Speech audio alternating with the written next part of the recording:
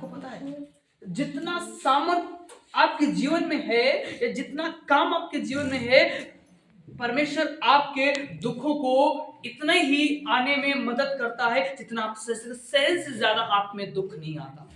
और जैसे ही उस सहन से लिमिट से बाहर होता है, परमेश्वर आपके लिए मददगार भेजता है। हालेलुया। हालेलुया। जिसमें लिखा है परमेश्वर आपको अपनी सामर्थ से ज्यादा आपको दुखों में पढ़ने नहीं देगा या परीक्षा में पढ़ने नहीं देगा। मैं कहना चाहता हूँ आप में से बहुत सारे लोग निराश परेशान हैं, पर मैं आपको सहायता करूंगा कि हम जानते हैं कि परमेश्वर का वचन कहता है कि परमेश्वर अपनी सामर्थ से ज्यादा हमको और आपको परीक्षा में पढ़ने विश्वास करना है। यस प्रभु, ये दुनिया भी आपकी है, हम भी आपके हैं और हम चाहते हैं आप हमारी मदद करें। इन दिनों में कठिन दौर जरूर है, पर हम जानते हैं एक दिन हम जीत जाएंगे और हम यीशु के सामने खड़े। Hallelujah, hallelujah. और जरूरी है इन दिनों में अपने आप को मजबूत करें और प्रार्थना करें। 3 पद इस प्रकार से कहता है कि तेरी करुणा तो मेरी आंखों के समान सामने है और मैं तेरे सत्य मार्ग पर चलता रहूं। तेरी करुणा तो मेरे आंखों के सामने है।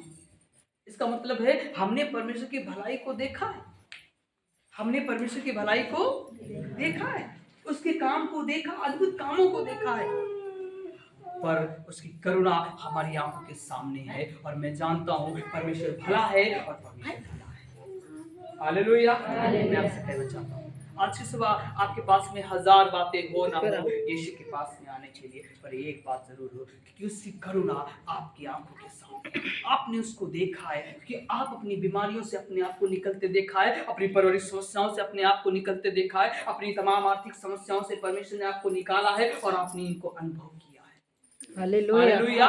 इससे बड़ा सबूत कुछ हो मैं आपको कहना चाहता हूँ। आप क्या विचार कर रहे हैं मुझे नहीं पता, पर मैं कहना चाहता हूँ हमें आज से यीशु पे मजबूती के साथ में विश्वास करना और प्रार्थना करने की आवश्यकता है। Hallelujah, hallelujah.